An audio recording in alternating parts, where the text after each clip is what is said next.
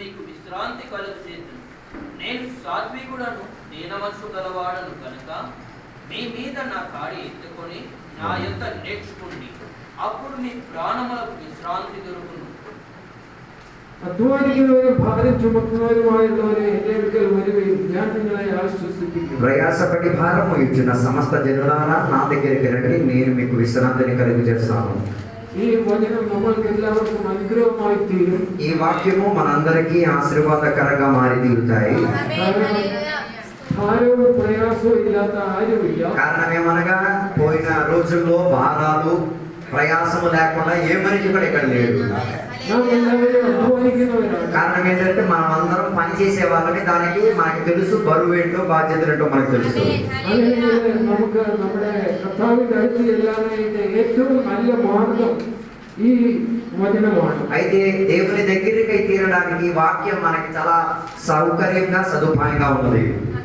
നമ്മുടെ കർത്താവ് രാജാതി രാജനാണല്ലോ. బైబిల్ చెప్తున్నది మనం సేవించిన దేవుడు రాజులకు రాజని, സർവശക്തനായ ദൈവം, ఆయన సర్వశక్తివంతుడైన దేవుడని. അങ്ങനെയെങ്കിൽ ആ ദൈവ സന്നിധിയിൽ ചെല്ലുന്നത് ഏറ്റവും അനുഗ്രഹമാണ്. అలాగైతే ఆ దేవుని దగ్గరికి వెళ్ళడం, దేవుని సన్నిధిలోకి వెళ్ళడం మన జీవితానికి చాలా ఆశీర్వాదం కల్పించేది. നമുക്ക് പഴയ നിയമത്തിലെ രണ്ട് രാജാക്കന്മാരെ ഒന്ന് നോക്കാം. కాసేపు మనం పాత నిబంధనలో ఉన్న కొన్ని రాజుల గురించి మనం చూసుకుందాం. ఉల్పత్తి పుస్తకం ఆది కాండము 41వ అధ్యాయం 44వ వాక్యం, 41వ వచనము 41వ అధ్యాయములో 44వ వచనాన్ని చదివినప్పుడు అక్కడ ఒక రాజు గురించి చెప్తున్నట్టుగా మనకు అక్కడ కనబడుతున్నది. మరియు ఫరో యోసేపుతో, ఫరోను నేనే, అయినను నీ సెలవు లేక ఐగుప్తు దేశమంతటను ఏ మనుషుడు తన చేతనైనను కాలనైనను ఎత్తుకోవడదని చెప్పాను. యోసేపునోട് ఫరోవన్ പറയുന്ന ഒരു കാര്യമാണ്. అక్కడ యోసేపు అని చెప్పిన ఒకడితో ఫరో రాజు చెప్తున్న ఒక మాట, നീ ఫరోవన్ന്റെ కీഴിലുള്ള అధిపతిയാണ്. అయితే ఆయనతో చెప్పిన ఒక మాట, యోసేపు నువ్వు ఫరో కింద ఉన్న ఒక అధిపతివి.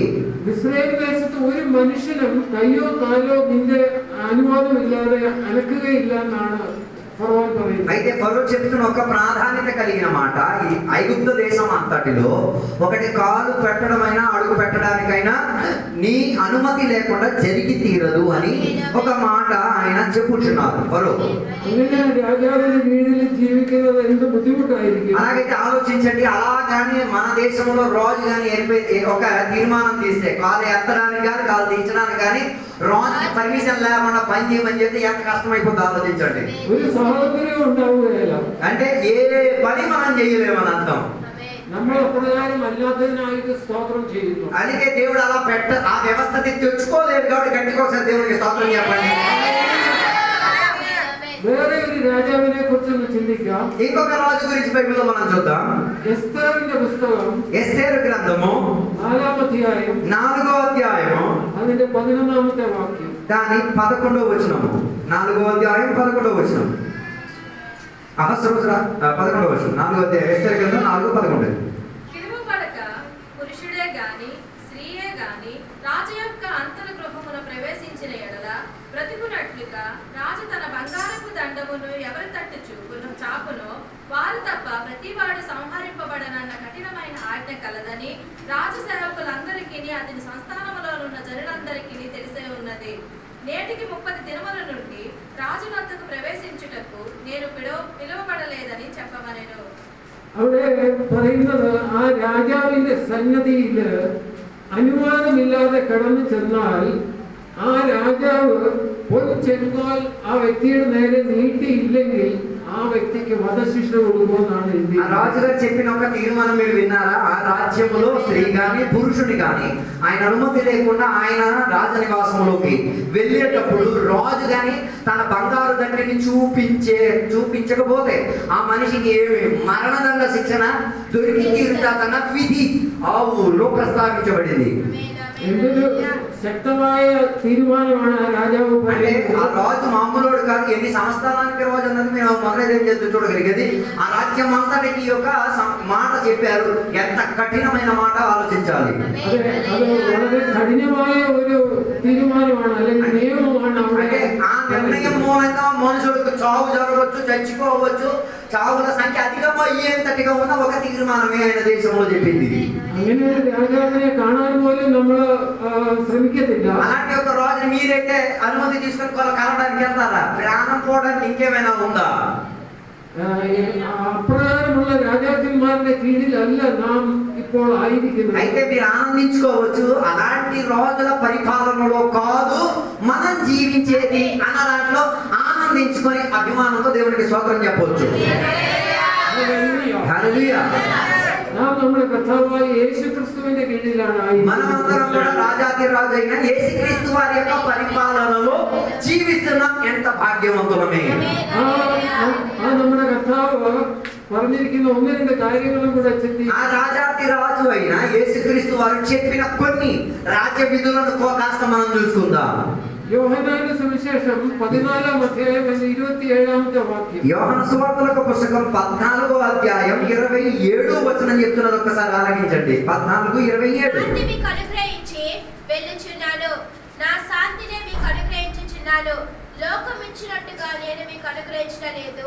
మీ హృదయములను కలవరపడనీయకుడి, వేరవ్వనీయకుడి. దేవునికి మహిమ కలుగును గాక. എന്റെ സമാധാനം ഞാൻ നിങ്ങൾക്ക് തരുന്നു, నా సమాధానాన్ని నేను మీకు ఇచ్చిపోచున్నాను. ఈ లోకం తരുന്നത് പോലെയുള്ള సమాధానం, ఈ లోకం మీకు ఇచ్చినట్లు ఉన్న ఒక సమాధానం కాదు నేను మీకు ఇచ్చిపోయేది. అది దైవిక సమాధానం. అది దేవుని ద్వారా కలిగి ఉన్న సమాధానం అని చెప్పబడింది. హల్లెలూయా. Praise the lord. കൂടുതലായിട്ട് ఆ సమాధానం ప్రాപിക്കാനായിട്ട് దేవుడు നമ്മെ సహాയിക്കട്ടെ. అలాగైతే రాబోయే రోజుల్లో దేవుని యొక్క సమాధానం పొంది తీరడానికి దేవుడు మీ జీవితంలో సదుపాయాలు సౌకర్యాలు ఏర్పరచును గాక. హల్లెలూయా. హల్లెలూయా.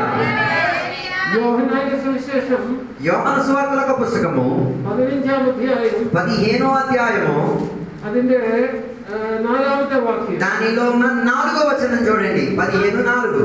నా యందు నిలిచియుండుడి, మీ యందు నేనును నిలిచియుందును. తీగ ద్రాక్షవల్లిలో నిలిచి ఉంటేనే గాని తనంతట తానే ఎలాగూ ఫలింపదో, అలాగే నా యందు నిలిచి ఉంటేనే గాని మీరును ఫలింపరు. దేవునికి మహిమ కలుగును గాక. അവിടെ ഒരു മുന്തിരിവള്ളിയും കൊമ്പും എന്നുള്ള ഉപമയിലാണ് കർത്താവ് ഇത് പറഞ്ഞിരിക്കുന്നത്. అక్కడ యేసుక్రీస్తు వారు ఒక ద్రాక్షావల్లిని అదే రీతిగా ఒక ద్రాక్ష తీగను గురించి ఉన్న అనుబంధం గురించి చెప్తున్నారు. മുന്തിരിവള്ളി ചെടിയിൽ വസിച്ചിട്ടല്ലാതെ സ്വയമായി കായ്പാൻ കഴിയുകയില്ല. దాని అర్థం ద్రాక్షావల్లి ద్రాక్ష చెట్టుతో కలిసి ఉండకపోతే ఏమైతే ఫలం పొందుకునే స్థాయి ఉండదు. അങ്ങനെ కర్తావినోడు చేర్ను వసిపాన్ రాజు అయినా యేసయ్యతో మీరు కలిసి ఉంటేనే ఫలపూర్ణులై తీరేది అని వాక్యం చెప్పేది. Praise the lord. హల్లెలూయా. അങ്ങനെ 15:4 കണ്ടത് മുന്തിരിവള്ളി ചെടിയിൽ വസിച്ചിട്ടല്ലാതെ സ്വയമായി കായ്പാൻ കഴിയുകയില്ല. అందుకే యోహాను సువార్త 15వ అధ్యాయం 4వ వచనం చెప్తున్నమాట, ద్రాక్షావల్లి ద్రాక్ష చెట్టుతో కలిసి ఉండకపోతే ఫలమైన దానిలో ఏమైతే వచ్చి తీరే అవకాశం ఉండదు. 15వ అధ్యాయത്തിന്റെ 2వ వాక్యం కూడా వాయిద్దాం. 15వ అధ్యాయం 2వ వచనం కూడా కలిపి చదవండి. నాలో ఫలింపని ప్రతి తీగను ఆయన తీసి పారవేయును. ఫలించు ప్రతి తీగె మరీ ఎక్కువగా ఫలింపవలెనని దానిలోని పనికిరాని తీగలను తీసివేయును. അവിടെ മുന്തിരി ചെടി ചെത്തി വെടിപ്പാക്കുന്നതായിട്ടാണ് കാണുന്നത്. అక్కడ మనం చూడగలిగితే ఆ ద్రాక్షావల్లిని శుభ్రపరిచేది లేకపోతే పనికిరాని తీగలను నరికేసేసే ఒక పరిచర్య గురించి మనకు అక్కడ కనబడుతున్నది. అధికం ఫలం కాయకువానాయిട്ടാണ് അങ്ങനെ చెట్టి ఎందుకు ఆయన అలా నరికేది అంటే ఆ చెట్టులో లేకపోతే ద్రాక్షావల్లిలో అధిక ఫలం లాభమై తీరడానికే అక్కడ ఇక్కడ ఏం చేసేది, నరికి వేసేది. മുന്തിരി ചെടിക്ക് പരിപാലനവും സംരക്ഷണവും ഇതുവഴി ലഭിക്കുന്നു. దానివల్ల ఈ ద్రాక్ష చెట్టుకి సంరక్షణ కలుగుతున్నది, ఎదుగుదల కలుగుతున్నది, శుభ్రత అయి తీరేటట్టుగా ఆ ద్రాక్షవల్లి చుట్టూ పరివేశం బాగుపడుతున్నది. അങ്ങനെ ദൈവം നമ്മെ കുറിച്ച് ആഗ്രഹിക്കുന്നത്, అలాగైతే దేవుడు మన ద్వారా కూడా ఆశించేది നമ്മുടെ കർത്താവായ യേശുക്രിസ്തുവിൽ വസിക്കുവാനായിട്ടാണ് ആഗ്രഹിക്കുന്നത്. మనం కూడా యేసుక్రీస్తు వారితో కలిసి ఉండి తీరాలి, ఏకమతమై ఉండి తీరాలని దేవుడు కోరుతున్నారు. ഹല്ലേലൂയ. హల్లెలూయా. അങ്ങനെ వసిക്കുമ്പോൾ നാം കൂടുതൽ ఫలం കായ്ക്കുന്നു. అలా మనం దేవునితో కలిసి ఉండేటప్పుడు మనం అధిక ఫలం పొందుకున్న వారుగా మారుతున్నాం. അത് ദൈവനാമം മഹത്വത്തിനായിട്ട് തീരുന്നു. అది దేవునికి మహిమపడి తీరేటట్టుగా మారి తీరుతున్నది. ഇബ്രായ ലേഖനം ఎబ్రీ పత్రిక 4వ అధ్యాయం അതിന്റെ 16వ వాక్యం കൂടി వాയിക്കാം. 4వ అధ్యాయం 16వ వచనం చెప్తున్న ఒక మాట మనం చూస్తే, కనుక మనము కనికరింపబడి సమయోచితమైన సహాయము కొరకు కృప పొందునట్లు ధైర్యముతో కృపాసనమునొద్దకు చేరుదము. അതുകൊണ്ട് കരുണ ലഭിപ്പാനും అందుకే దేవుని దగ్గర నుంచి కృప పొందుటకు, తగ్గ సమయത്ത് సహాయത്തിനുള്ള కృప ప్రాപിപ്പാനുമായി తగిన సమయమునందు దేవుని యొక్క కృప పొందుకు తీరడానికి നാം ധൈര്യത്തോടെ കൃപാസനത്തിന് അടുത്ത് ചെല്ലുക. మనం ధైర్యముతో దేవుని యొక్క కృపా సింహాసనం దగ్గరికి ఎక్కువగా వెళ్ళొచ్చు. Praise the Lord. హల్లెలూయా. നമ്മുടെ കർത്താവ് ഇങ്ങനെയുള്ള ഒരു കർത്താവാണ്. అయితే మనం సేవించిన దేవుడు ఈ రీతి కలిగిన ఒక మహారాజు. നേരത്തെ കണ്ട രാജാക്കന്മാരുടെ കൂട്ടല്ല നമ്മുടെ കർത്താവ്. తొలి మనం చూసిన ఇద్దరు రాజుల గురించి నేను చెప్పాను కదా, అలాంటి ప్రస్తావనలు అంగీకరించి పోల్చి చెప్పే ఒక దేవుడు కాదు మనం సేవించిన దేవుడు. അതുകൊണ്ട് ഏത് സമയത്തും കരുണ ലഭിക്കാനായി దాని అర్థం దేవుని దగ్గరికి ఏ సమయోచిత సమయంలో కూడా ఏం చేయొచ్చు, ఆ కృపాసనం దగ్గరికి వెళ్ళి తీరి ప్రాణ నష్టంగా కూడా వచ్చి తీరవచ్చు. ధైర్యతోనే దాని అర్థం దానికి మీరు భయపడాల్సిన అవసరం లేదు, ధైర్యపూర్వకంగా అక్కడికి వెళ్ళి తీరవచ్చు, ధైర్యపూర్వకంగా తిరిగి రావచ్చు. നാം അപ്രകാരമായിരിക്കുന്നുവോ, అలా ఉన్నామా లేదా ఒక్కసారి పరిశోధించాలి కదా. അതോ നാം ഇപ്പോഴും നമ്മുടെ കർത്താവായ യേശുക്രിസ്തുവിനെ പേടിയോടുകൂടിയാണോ లేక దేవుడు అంటే నాకు భయం, నేను దేవుడి దగ్గరికి రాను, నేను అంత దూరంగా ఉంటానని ఇప్పుడు కూడా అలాగే ఉన్నారా అని ఆలోచించండి. അങ്ങനെ ഭയപ്പാടോടുകൂടി നോക്കിന്റെ అలాగైతే అలా భయపడి మీరు కానీ ఉంటే మీకే ఈరోజు ఈ సందేశం చెప్తున్నాను, భయపడొద్దు. దేవుని కృపా సింహాసనం దగ్గరికి పరిగెట్టి వచ్చి పరిగెట్టి మేలు పొందుకొని వెళ్ళండి. നാം ആദ്യം വായിച്ച വാക്യത്തില് అందుకే తొలి మనం మొదటిగా చదివిన వాక్యంలో దానికి ఉదాహరణ ఉంది. അധ്വാനിക്കുന്നവരും ഭാരം ചുമക്കുന്നവരെ എന്റെ അടുക്കൽ വരുവിൻ, ഞാൻ നിങ്ങളെ ആശ്വസിപ്പിക്കും. ప్రయాసపడి భారం మోయుచున్న సకల జనులారా నా దగ్గరికి రండి, నేను మీకు సమాధానాన్ని కల్పిస్తాను, విశ్రాంతిని కల్పిస్తాను.